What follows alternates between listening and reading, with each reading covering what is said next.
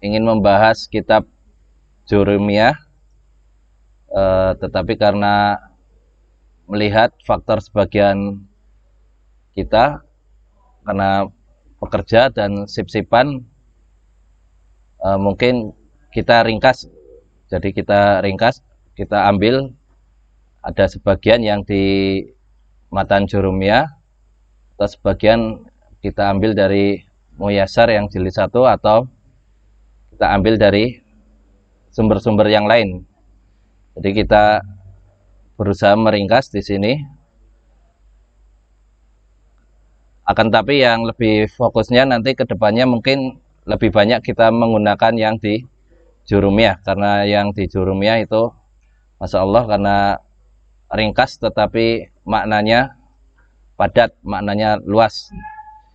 Ibnu Ajurum yang beliau lahir pada tahun 672 Hijriah. Jadi 672 Hijriah, dan beliau meninggal tahun 723 Hijriah. Jadi ketika beliau lahir bertepatan dengan meninggalnya Ibnu Malik, yakni penulis Al-Alfiyah. Jadi disebutkan beberapa sumber, ya mungkin belum ana cek kevalitan atau tidaknya dari web Alukah. Jadi ketika beliau menulis Muqaddimah Jurumiyah, beliau menulisnya di depan Ka'bah. Jadi beliau menulis di depan Ka'bah.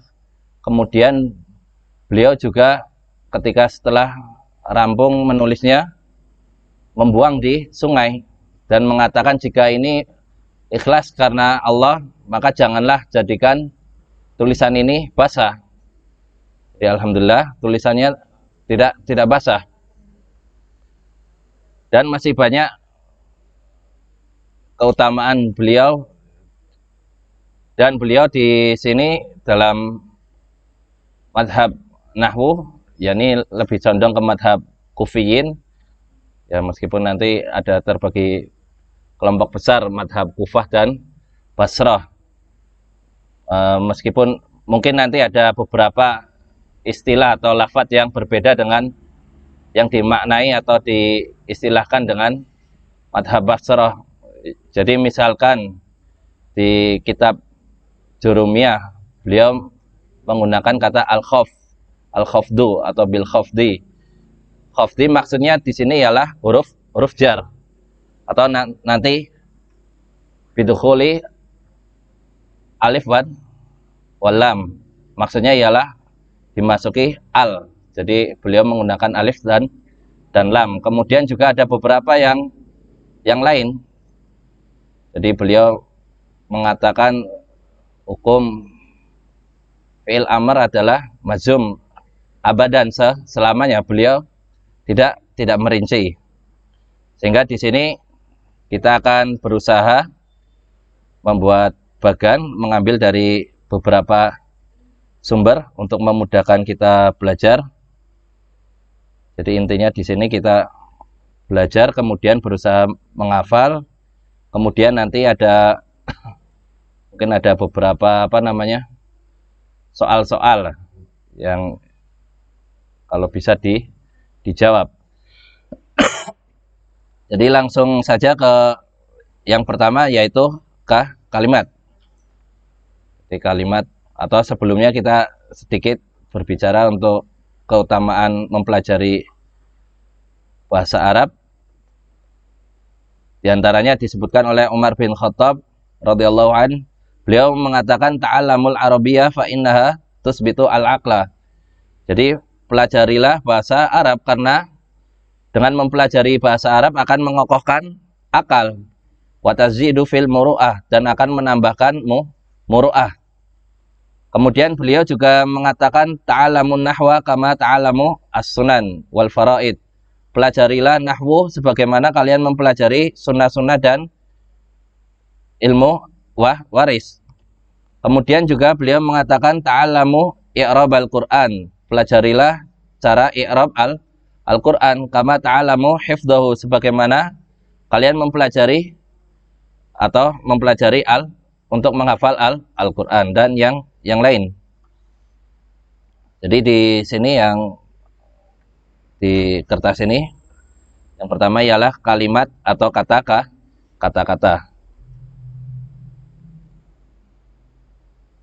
Jadi di kitab Jurumiyah kan disebutkan al-kalamu huwal lafdul murakabu al-mufidu bil wat'i. Atau makna lain, jadi ada disebutkan yang pertama jumlah mufidah, al-jumlah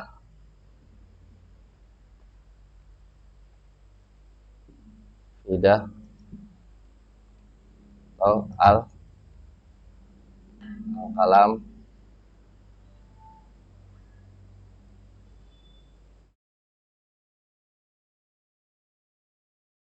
mufidah, al-kalam. Ini makna secara ringkas untuk bahasa Indonesianya ialah kalimat. Jadi makna ringkasnya untuk bahasa Indonesia ialah kalimat. Kalau namanya kalimat kan susunan dari beberapa kata. Misalkan Muhammad pergi ke pasar. Ini kan susunan dari beberapa kata. Jadi al-kalam kalau menurut yang di Jurumiyah kan al-kalamu huwal al-lafdu. Al-lafdu. Jadi lafaz di sini ialah suara yang mencakup sebagian huruf. Jadi kalau suara yang mencakup sebagian huruf maksudnya ini ialah al-lafdu. Tetapi kalau misalkan suara siulan atau suara burung atau ini dinamakan kalau dari bahasa Arab ialah saut, bukan lafaz. Jadi kalau lafaz ini ialah suara yang berasal dari sebagian huruf hijaiyah. Misalkan zaidun, al-lafdul murakkab. Kemudian kalau murakkab ini terdiri dari paling minimal dua kata. Misalkan Muhammadun qaimun.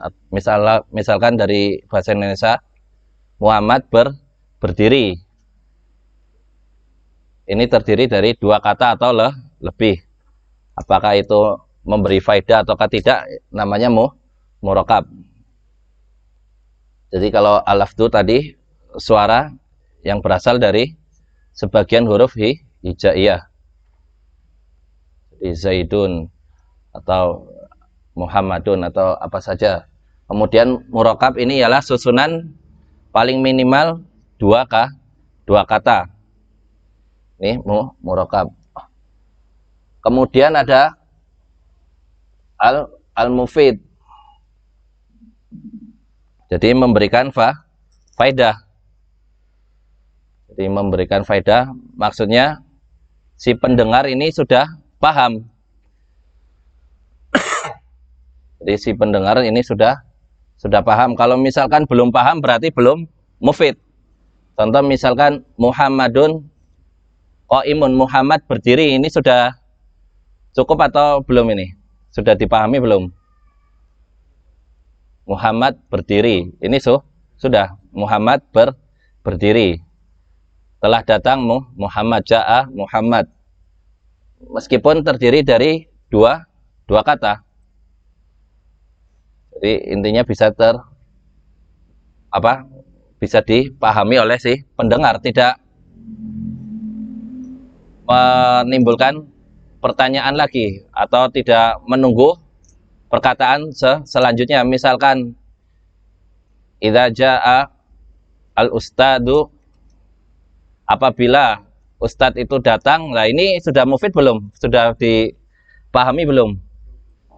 Belum, karena masih menunggu perkataan selanjutnya. Apabila ustadz telah datang, nah ini perkataan selanjutnya apa? Maka misalkan ansota at-talamid, para murid diam. Ini berarti sudah mufid. Jadi maksud mufid di sini ialah si pendengar ini sudah memahami, tidak perlu menunggu penjelasan berikutnya. Kemudian bil wad'i. Bil wad'i.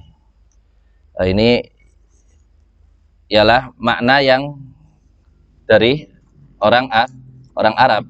Jadi makna yang bersumber dari bahasa Arab. Jadi bukan ucapan orang yang ngigau, atau misalkan akala artinya apa? Makan. Bukan artinya pergi. Jadi maksud akala ialah makan. Dhahaba maksudnya ialah pergi. Jadi kalau misalkan mengartikan dhahaba datang, ini berarti bukan wad'i. Tapi intinya garis besarnya al-kalam di sini sama seperti jumlah mufidah. Atau kalau bahasa ringkasnya, kalau Indonesia ialah kalimat. Ini pakai yang mudah dulu. Ini pakai yang ini dulu. Jadi kalimat, namanya kalimat berarti kan terdiri dari beberapa kata. Jadi terdiri dari beberapa kata, ini namanya kalimat.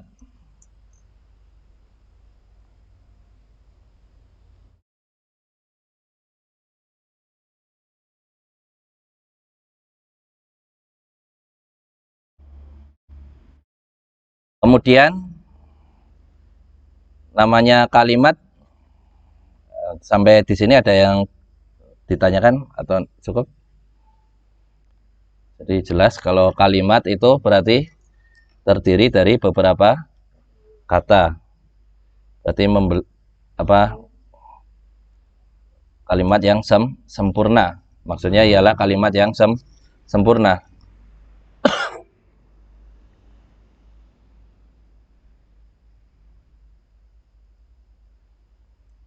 Jadi namanya kalimat sempurna kalau di bahasa Indonesia apa itu?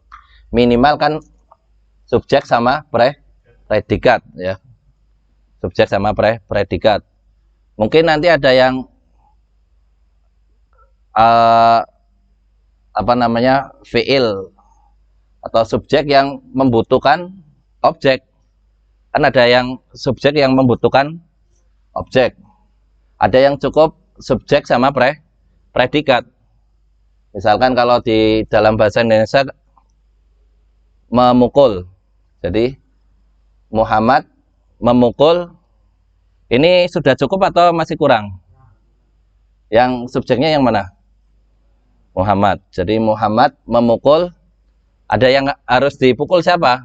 Jadi ya harus ada objek. Tetapi ada juga yang cuma butuh subjek sama predikat. Misalkan Muhammad datang, Muhammad tidur.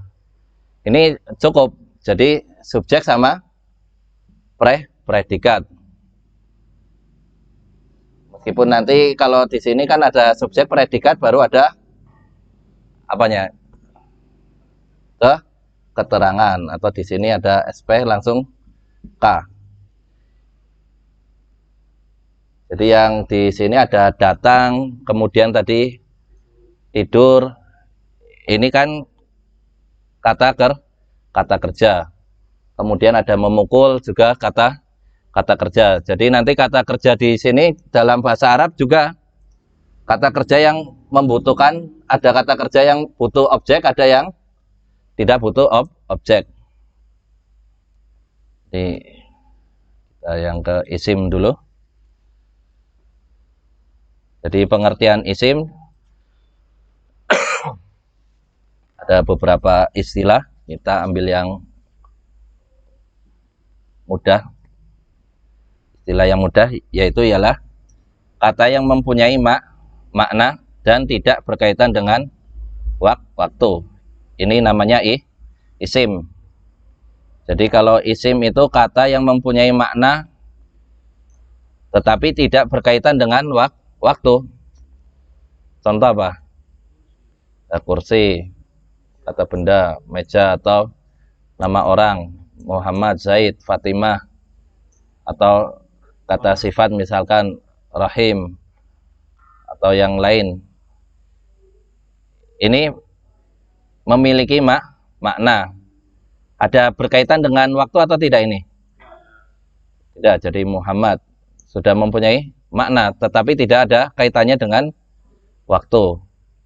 Atau misalkan pengasih, rahimun, atau yang lain kata sifat, atau tadi kata benda, misalkan maktabun, mempunyai makna, tetapi tidak ada berkaitannya dengan waktu.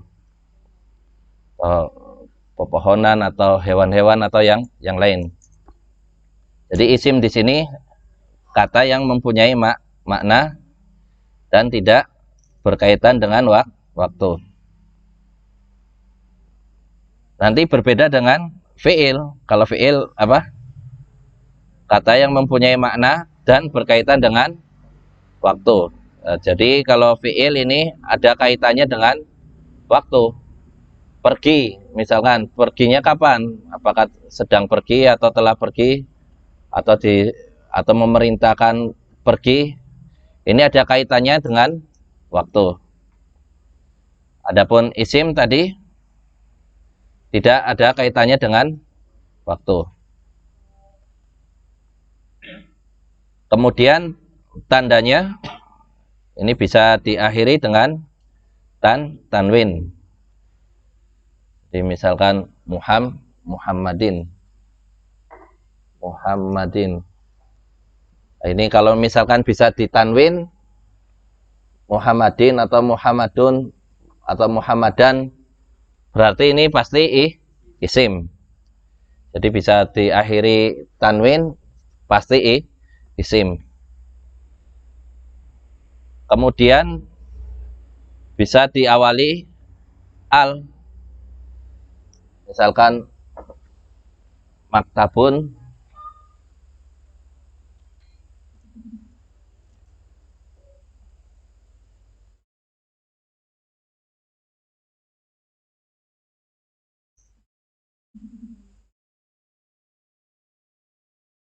maktabun. Jadi asalnya maktabun bisa maktabin atau maktaban, berarti ini isim karena diakhiri tanwin. Kemudian bisa diawali dengan al atau alif lam. Jadi tambah al. Jadi al ingat kalau sudah dimasuki al, ada al, diawali al, ini tidak boleh di tanwin. Jadi tidak boleh al-maktabun atau al-maktabin atau al-maktaban, ini tidak boleh. Jadi yang boleh al-maktabu atau al-maktabi atau al-maktabah. Jadi tadi yang pertama bisa diakhiri tanwin, kemudian bisa diawali al, jadi didahului al, kemudian didahului atau bisa diawali huruf jar. Jadi bisa diawali huruf jar. Jadi ini tadi kalau sudah ada al dilarang tanwin. Kalau ada al dilarang di tanwin. Kemudian bisa dimasuki huruf jar. Jadi diawali huruf jar. Misalkan ala termasuk huruf jar. Setelah huruf jar pasti isim. Jadi setelah huruf jar pasti isim. Jadi ini diantara tanda-tanda isim. Tetapi kalau sudah ada huruf jar, harokatnya berubah. Jadi harokatnya majrur. Jadi asalnya, hukum asal majrur, harokatnya ialah dengan kasrah.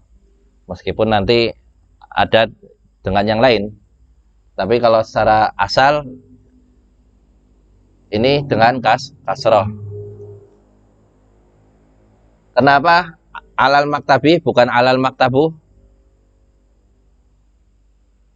Karena ada huruf jar, karena ada ala. Misalkan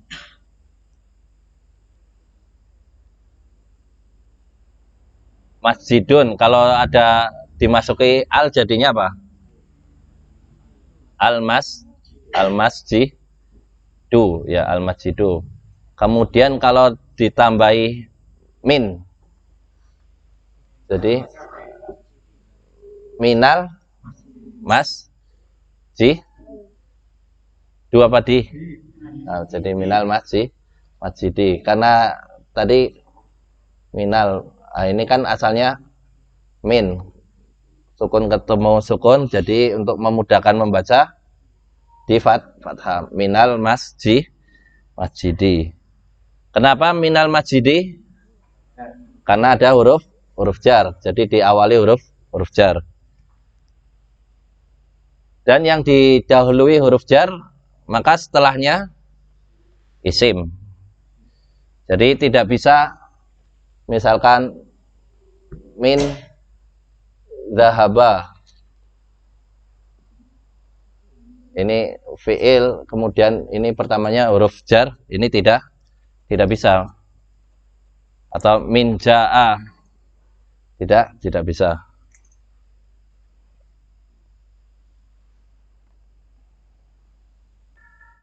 Kemudian bisa diawali huruf nida atau huruf panggilan. Misalkan di sini ya Muhammadu. Ya Muhammadu. Kalau misalkan ini mufrad, kalau yang Muhammadun asalnya kan Muhammadun. Kemudian kalau diawali huruf nida, huruf panggilan ya di sini, maka lagi-lagi tidak boleh tanwin. Jadi tidak boleh ya Muhammadun. Kenapa tidak boleh? Karena didahului huruf nida. Wahai Muhammad, ya Muhammadu. Jadi untuk mempelajari nahwu berarti lebih fokus mempelajari harokat akhir. Ya meskipun kalau misalkan kita ngomongnya ya Muhammad, ini sudah benar. Tetapi apakah ya Muhammadi, Muhammadu atau ya Muhammadah, ini ada di nahwu. Kemudian yang sebelahnya ini, jika ada al tidak boleh tanwin. Jadi selamanya kalau ada al maka tidak boleh ditanwin. Kemudian huruf jar, nah, di sini pakai yang ada juga program bisa. Di sini huruf jar bi ilah kah li'an min fi ala. Ini yang mencontoh yang di program bisa ini kayaknya dulu. Jadi untuk memudahkan menghafal kan bila kalian min fi ala. Ini termasuk huruf jar. Bi ilah kalian min fi ala. Bila kalian mimpi ala. Ini untuk memudahkan menghafal saja. Atau meskipun nanti ada huruf jar yang lain, rubah, hatta, yang lain. Tapi ini yang lebih pokok yang sering muncul. Jadi bi ila ka li an min fi ala.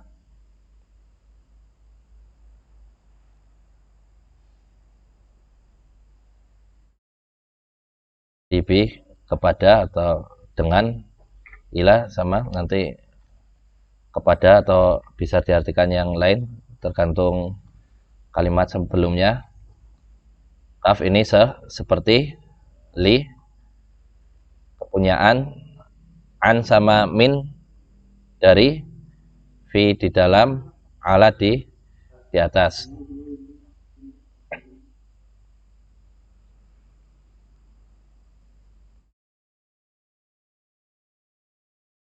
Kemudian yang bawahnya jika ada huruf nida tidak boleh di tanwin.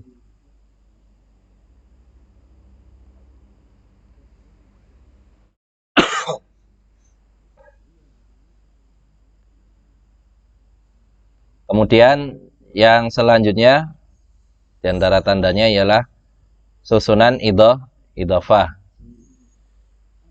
Jadi kalau susunan idhofah ini terdiri isim dengan isim. Jadi isim dengan isim, atau kalau kata menurut bahasa Indonesianya ialah kata majemuk. Jadi isim dengan isim. Jadi kalau idhofah atau kata majemuk ini kan saling menyandarkan, tidak bisa berdiri sendiri. Misalkan di sini babun masjidun. Kalau pintu masjid. Pintu masjid asalnya kan berarti dari dua kata. Babun sama masjidun.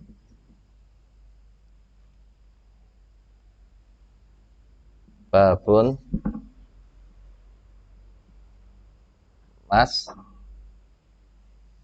masjidun. Nah, ini ada babun masjidun. Apakah susunan kalimatnya atau susunan katanya seperti ini atau bukan ini? Pintu masjid. Atau misalkan Indonesianya dulu apa? Yang saling sandar menyandarkan. Apa? Pintu masjid. Terus yang lain? Kursi roda.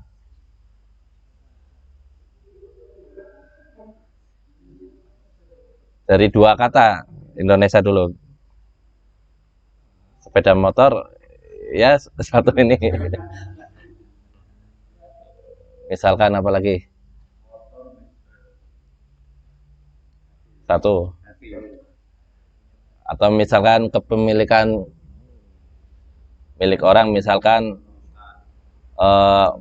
buku milik Muhammad atau motor milik Zaid atau yang lainnya. Intinya terdiri dari dua kata dan ini saling sandar menyandarkan, tidak bisa berdiri sendiri. Kalau misalkan pintu apa masih ngambang, atau masjid apa belum jelas, maka harus dibuat seperti ini, yakni pintu masjid.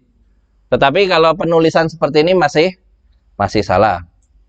Jadi lihat, kalau yang di sini berarti yang pertama ialah mudhaf. Jadi namanya mudhaf. Kalau masjid di sini mudhaf ilaih.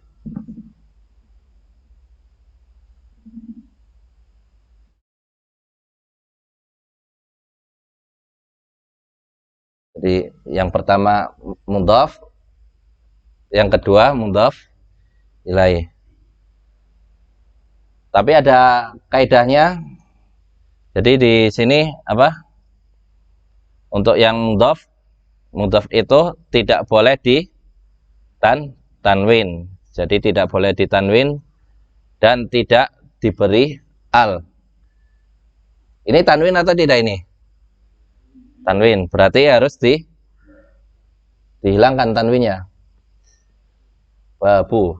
Dan tidak boleh al babu. Ini tidak boleh. Jadi kalau mudhaf selamanya tidak boleh ditanwin dan tidak boleh ada al. Ini mudhaf. Apakah nanti babu atau baba atau babi ini boleh? Jadi tergantung kalimat yang sebelumnya. Intinya tadi apa? Kalau mudhaf tidak boleh tanwin dan tidak boleh pakai al. Adapun harokatnya pakai dhammah, kasrah atau fathah ini boleh.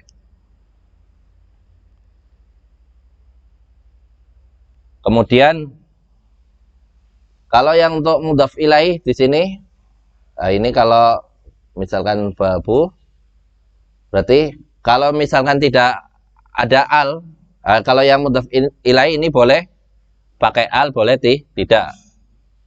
Tetapi kalau tidak ada al, berarti kasrotan tanwin. Babu masjidin. Ini babu masjidin. Tetapi kalau pakai al, ada al. Kalau misalkan ditulis babul masjidin, benar atau salah? Salahnya yang di mana? Karena ada al tidak boleh tanwin. Jadi harus ngalah salah satu. Kalau misalkan alnya dihapus, boleh ditanwin. Jadi kalau misalkan babul masjidi.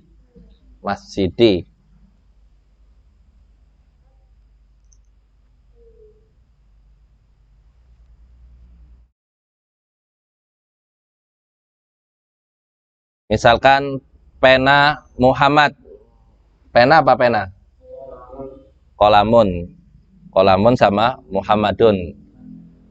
Dibuat ini mudhaf ilaih, jadinya kolamu Muhammadin.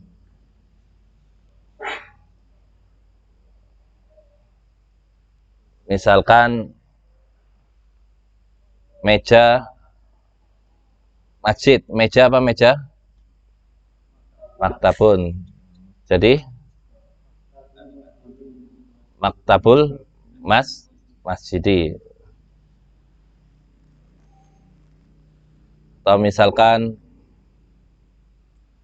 pintu sekolah madrasatun. Pintu sekolah jadinya babul madrasati atau babu madrasatin. Jadi kalau ada al jangan ditanwin, tetapi kalau tidak ada al maka ditanwin.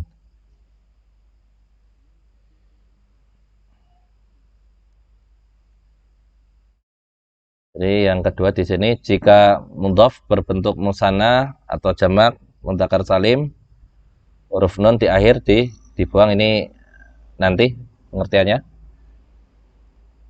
Jadi yang harus dihafal di sini, mudhaf ilaih selalu di i'rab majrur. Jadi mudhaf ilaih harus majrur. Majrurnya dengan asal majrur tadi dengan kasroh. Yang harus dihafal di sini, mudhaf ilaih harus majrur.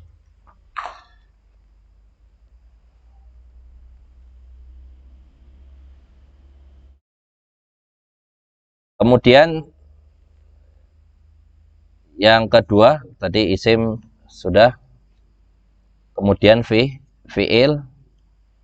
Kalau fi'il ialah kata yang mempunyai makna dan berkaitan dengan waktu.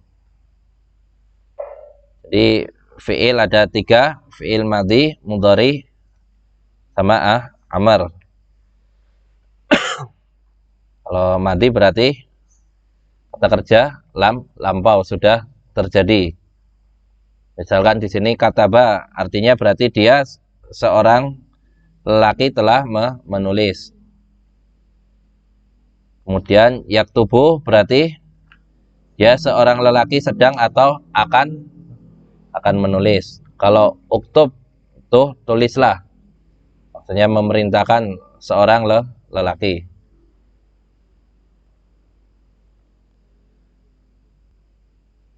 Kemudian di sini tanda-tanda fi'il, jadi bisa diawali qad. Jadi kalau ada qad atau sin atau saufa, maka setelahnya pasti fi'il. Kalau ada qad atau didahului sin atau saufa, maka setelahnya fi'il. Misalkan di sini kataba, berarti bisa qad kataba, atau kalau mudhari qad yaktubu. Qad yaktubu. Jadi kalau qad dimasuki atau qad setelahnya fi'il madhi itu bermakna sering. Bermakna sering. Untuk penegasan. Kemudian kalau qad setelahnya fi'il mudhari bermakna terkadang.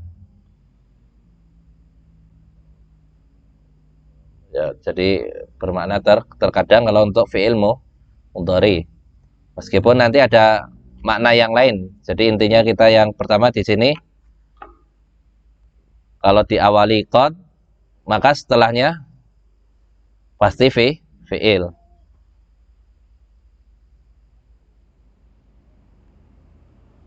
Kemudian diawali sin atau saufa yang artinya ialah akan.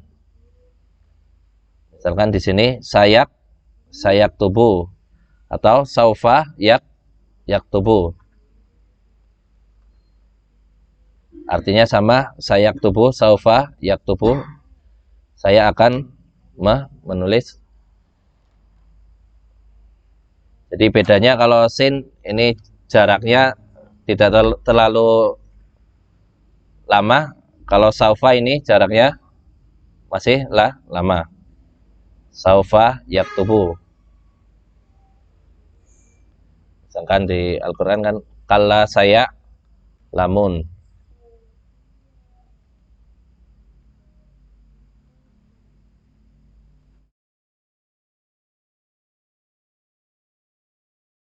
Nah, kalau yang sin dan saufa ini khusus fi'il mudhari. Jadi khusus untuk fi'il mudhari. Fungsinya juga untuk penegas. Kemudian diakhiri taknis sakinah. Jadi taknis maksudnya yang tak disukun yang menunjukkan untuk perempuan. Taknis. Jadi tak untuk perempuan, sakinah berarti disukun. Misalkan kataba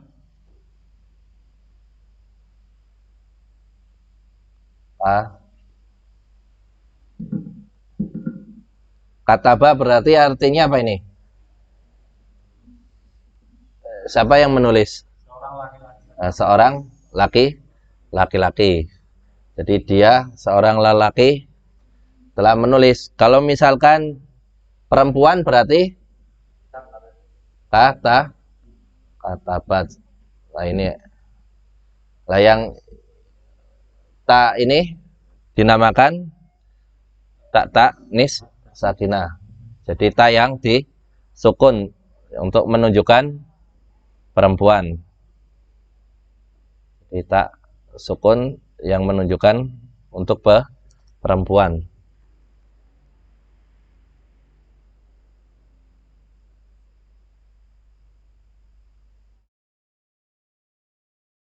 Untuk yang fi'il pertemuan pertama udah dihafal belum?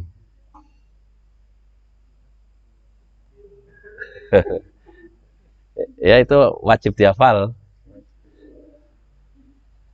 Jadi untuk karena kita bicara atau menulis kan ya kalau bahasa Indonesia aja pasti kan ada yang untuk kata kerja bentuk lampau, sedang atau perintah. Jadi harus dihafal.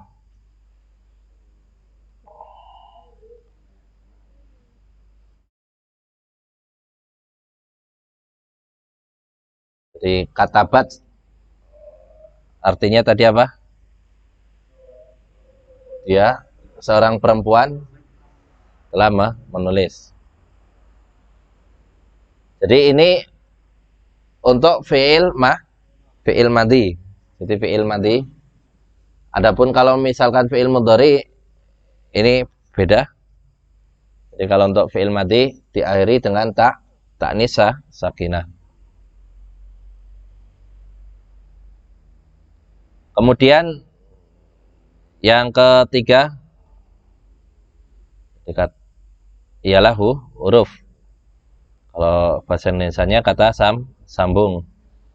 Namanya kata sambung berarti ya tidak bisa dipahami maknanya dengan sempurna, kecuali harus bersamaan dengan yang lain.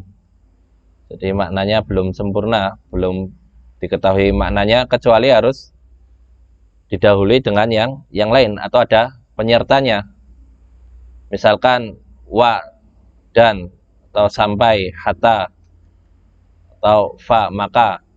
Ini kan belum paham maksudnya apa, dan atau hatta, sampai, atau fa, lalu, maka. Ini kan belum dipahami maknanya. Harus ada kelanjutannya.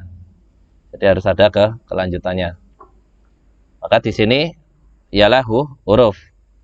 Di sini huruf tidak mempunyai tanda khusus. Tidak ada tanda khusus.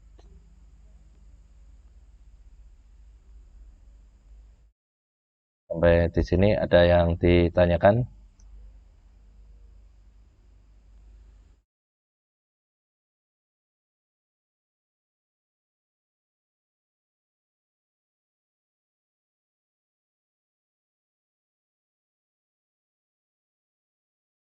Ini sebelumnya pernah mengikuti pelajaran bahasa Arab atau enggak? Kalau yang pernah untuk murojaah.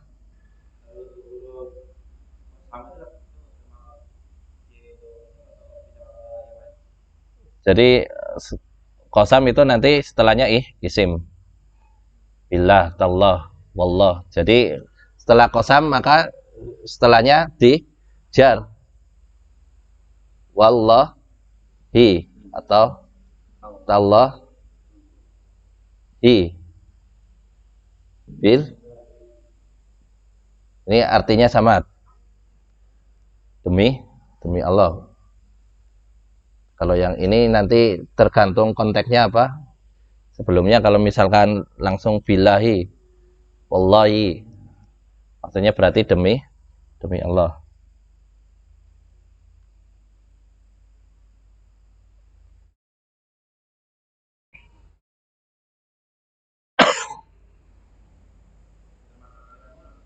Ya.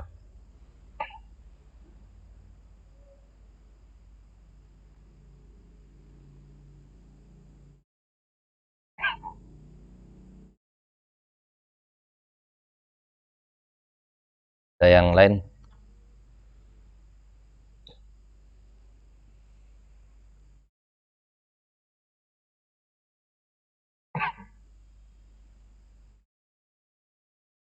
Jadi yang untuk mudhaf ilaih tadi untuk yang mudhaf tidak harus dhammah. Jadi tidak bisa kasroh atau fathah, tergantung kalimat yang sebelumnya. Misalkan di dalam yang juz amma kan banyak al-fil, misalkan alam taro kaifa fa'ala rabbuka, apa? Asalnya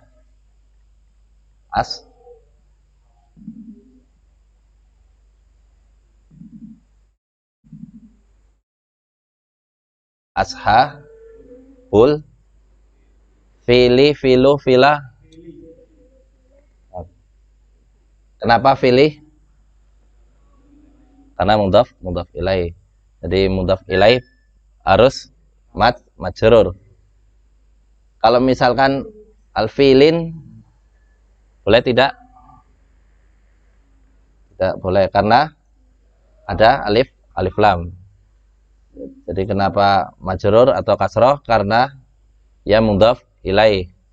Kenapa tidak ditanwin? Karena ada ada alif lam. Ini kalau tidak ada penyertanya maka asalnya ashabul. Tetapi kalau didahului dengan tadi yang bi di sini termasuk huruf jar. Bi. Kalau ada ini berarti jadinya bi. Kalau misalkan bi ashabul fil salah benar? Salah. Kalau misalkan ditanya kenapa dikasroh? Karena ada huruf jar. Jadi ada huruf jar.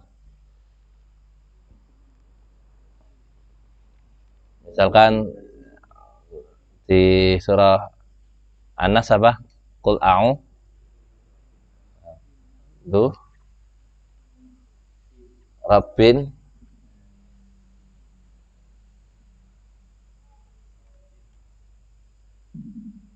Rabb. Nah ini nasu nasi. Kenapa? Mudhaf ilai. Ini Rabbun. Kalau Rabbun boleh apa, atau tidak ini?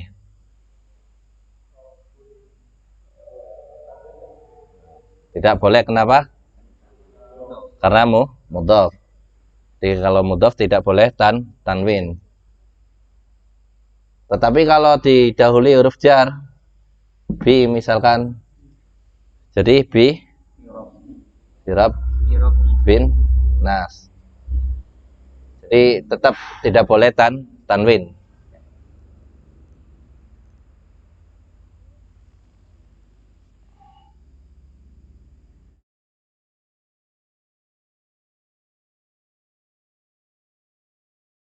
Saya ngasih contoh.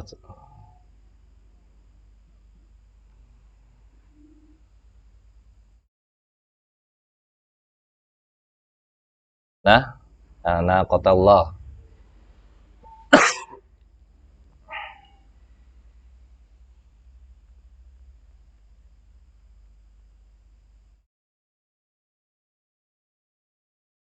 Yang lain.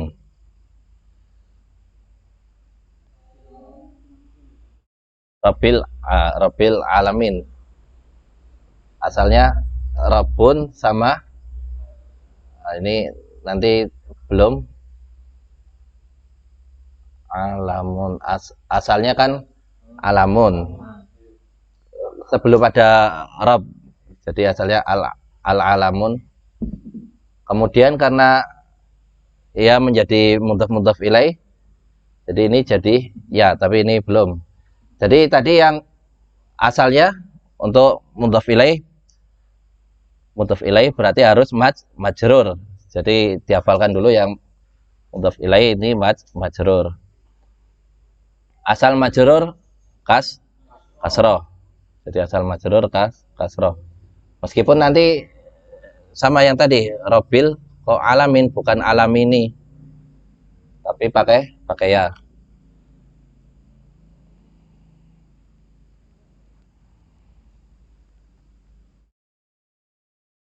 Sekarang di dalam surah Al-Ma'un apa? La yahuddu ala ta'amil miskin. Ini ala ta'ah mah. Kenapa mi? Ada huruf ala. Ala ini termasuk huruf jar.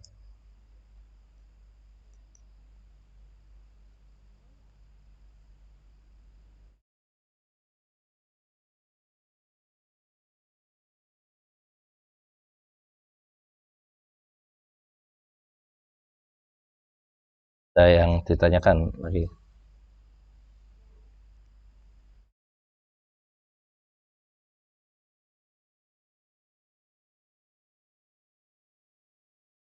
Yang wajib dihafal setelahnya ini yang kalimat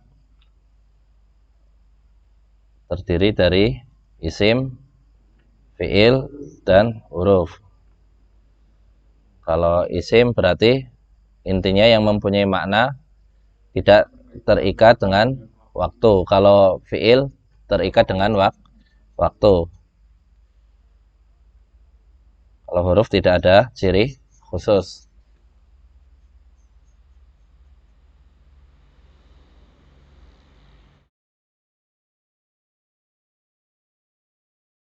Jadi yang kemarin pertemuan pertama ini dihafal, silakan setorkan teman untuk melanjutkannya biar lebih mudah. Siap ya? Ya, insya Allah. Kalau tidak ada pertanyaan, kita akhiri dengan doa kafaratul majelis. Subhanakallahumma wa bihamdika asyhadu an la ilaha illa anta astaghfiruka wa atubu ilaik. Assalamualaikum warahmatullahi wabarakatuh.